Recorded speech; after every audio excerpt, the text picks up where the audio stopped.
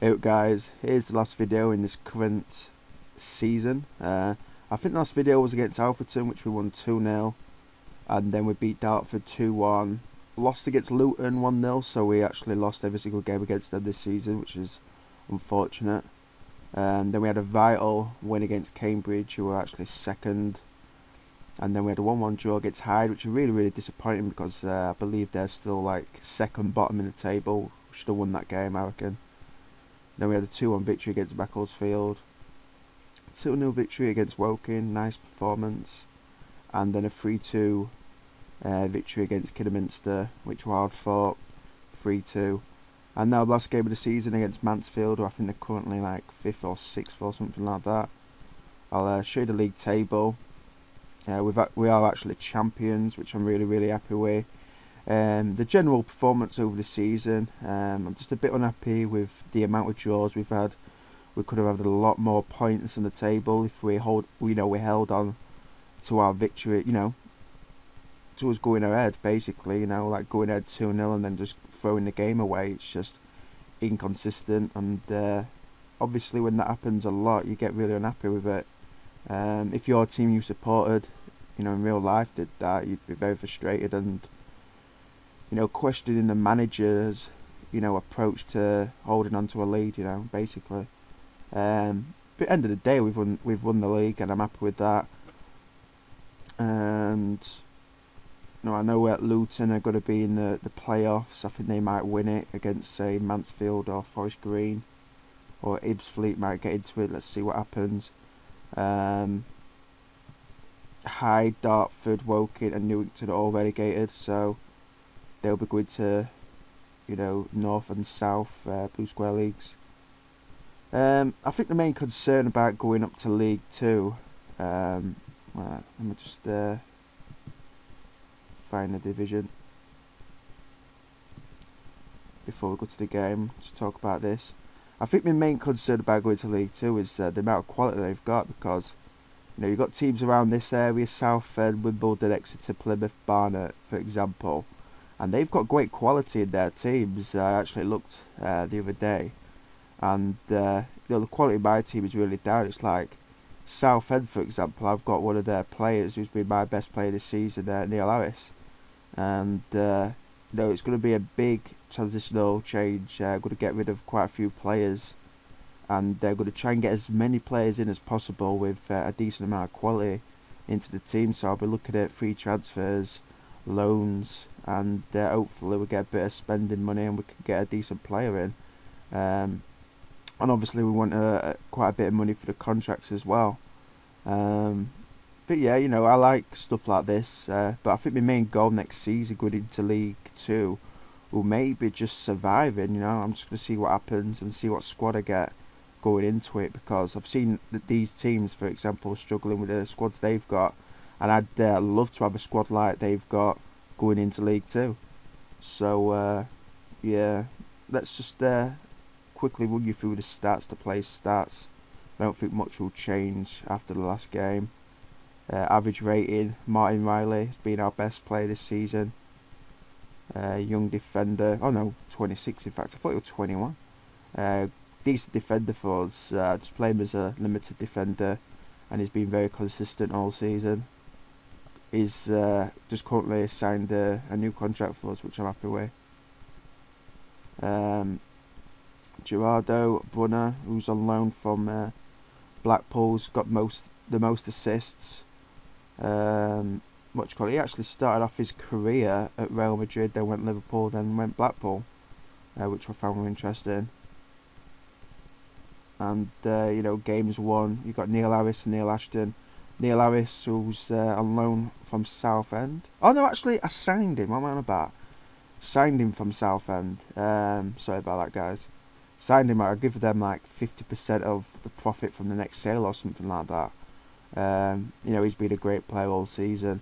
The key thing for him, and it don't really show on his stats, is how he can just hold up the ball, and do you know what I mean, with the heading and stuff like that. Because he hasn't been really given good heading on his stats. One thing what's good about him, if you play the ball up to him, he heads it down to the, his strike partner. Mainly it's either been Brett Ormerod or Nicholas Bignall, and produces an assist or holds it down to get a goal. So that's pretty cool about him. So yeah, let's go through the stats. Michael Gash with 36 goals this season for Cambridge, been a great player for him, and he scored a couple of goals against us, I believe.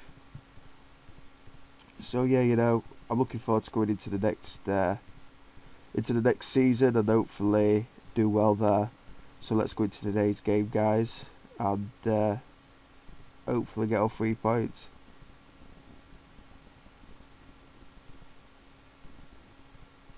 I know Mansfield will be up for it. Obviously they're 5th, so they've got a lot to play for.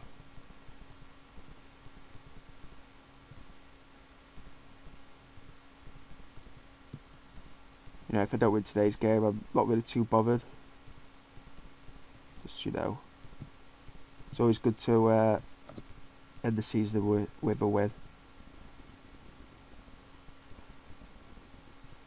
Jay Thompson on the ball.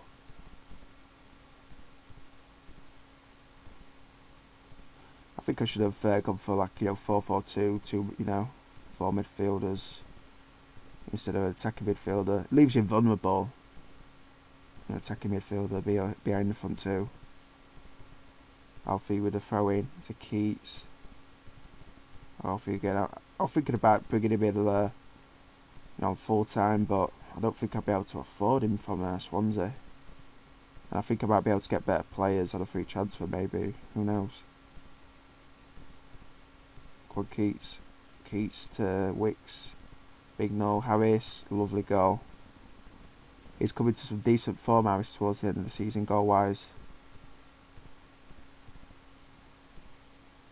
26 minutes gone. 1-0 to us.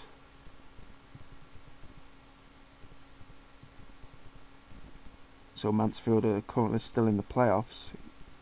Oh no, Ebbsfleet just going to the playoffs there. We'll have to have a look at half time or something. Brett Ormerod towards Canillas, get onto it. No.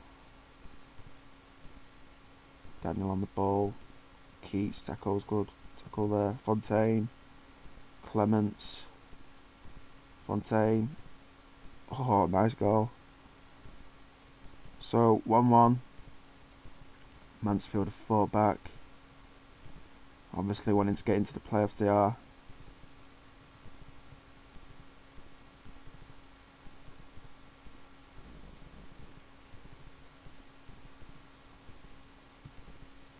Right, you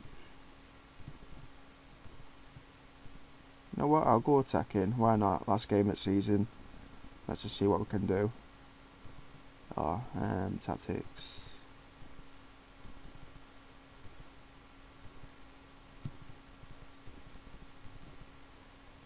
Ashton is in pretty bad shape. I'm going to take McDonald off for Westwood. I don't think Westwood will be here next season either, so... Oh no, you know what? I'll bring him on for Freckle because he will be here. Give him match time, the youngster.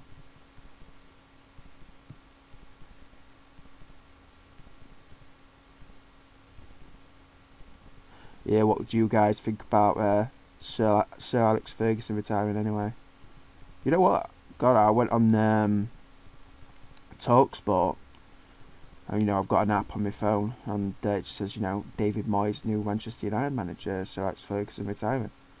I couldn't believe what I was seeing, basically. You know what? I just never thought Alex Ferguson would retire, But I think it's more, he owes it to his family, maybe. I don't know. Who am I to, well, just scored a goal there. Oh, no, it won't count. Who am I to say anything, I don't know the guy. But, even though I'm a Chelsea fan, I do respect Alex Ferguson. Everything he's done for football and for Manchester United has just been amazing. And I don't think there'll be any manager in the future like him, obviously in my lifetime anyway. He's just got a crazy good record at Man United. And the thing about Alex Ferguson, is that he's always had the ability to, create new teams over the years. He's created some awesome teams. Brett Arnold with a goal there. The media's been able to go at Arnold because he hasn't been scoring that many goals, but I've been playing him on the right side of midfield, so maybe they should be more advanced and know that. Similar to what it's like for Walcott when I've got him on, the right side attacking midfield. Fontaine with a goal, so that's 2 he scored past us today.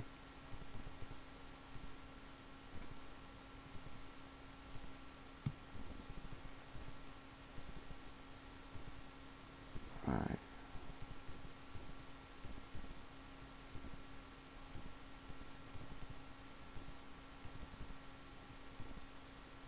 My computer was messing about a bit there. Davis to Fontaine. Freckle gets it. Fontaine again. Good save. Onward on the ball. Brunner. Wicks. Oh no, good tackle there. Good interception.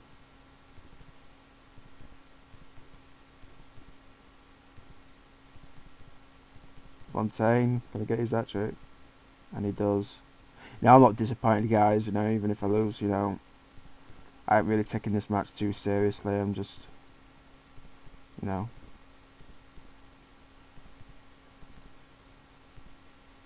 hopefully if they get it through the playoffs. 4-2 to them. Nice. If they get through the playoffs, we can get revenge against them next season. Yeah, they currently got 79 points.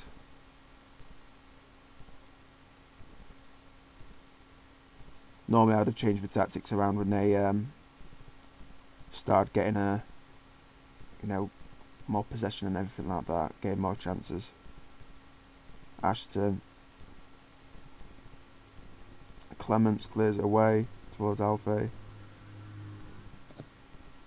Ashton, who's been a great consistent player all season. Brunner. He's always took off the ball pretty easily, Brunner. That's one of his weaknesses for sure. Ashton, Brunner. Poor cross. So it's all over. 4-2 defeat. Slightly unhappy by the performance, but I could have maybe changed things if I wanted to now.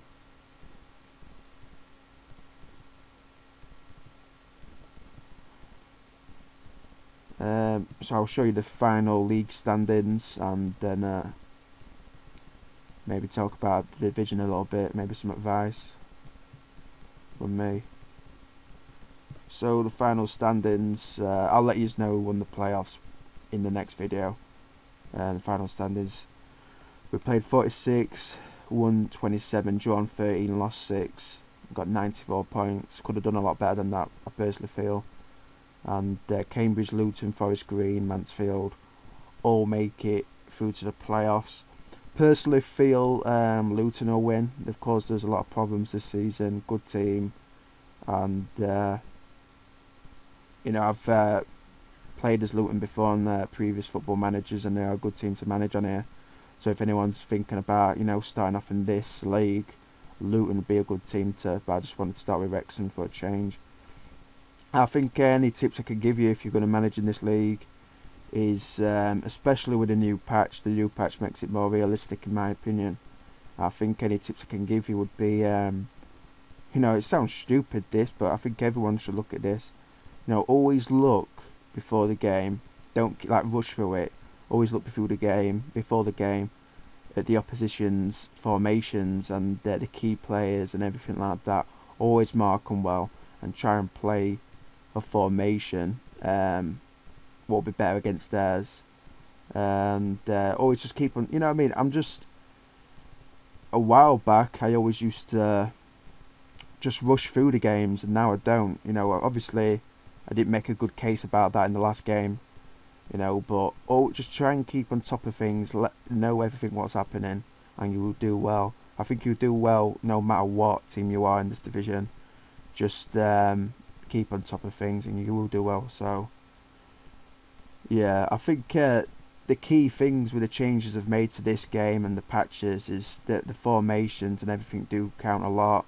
The things you say to the players, the things you say in the press conferences as well, and always have a jibe at the opposition's manager as well, or praise him, or not. That's up to you, but everything does count. So I don't know if that matters that much in this division, but I think if I didn't do those things, I wouldn't have got promoted. So hopefully that's some decent advice for you. I'm not trying to be disrespectful to people that's played this game a long time and already know that, but some people I've noticed on forums and everything like that, they'll ask, why aren't I winning? Why can't I win more than 2 games in a row? Why is the game so inconsistent? And they blame it on the game, when really they should be looking at themselves and be a football manager, what they would do. That's the whole point of the game. So guys, I hope you enjoyed the first season with Wrexham, and I hope you'll come along to League 2 and support us. So thanks for watching, guys, and take care.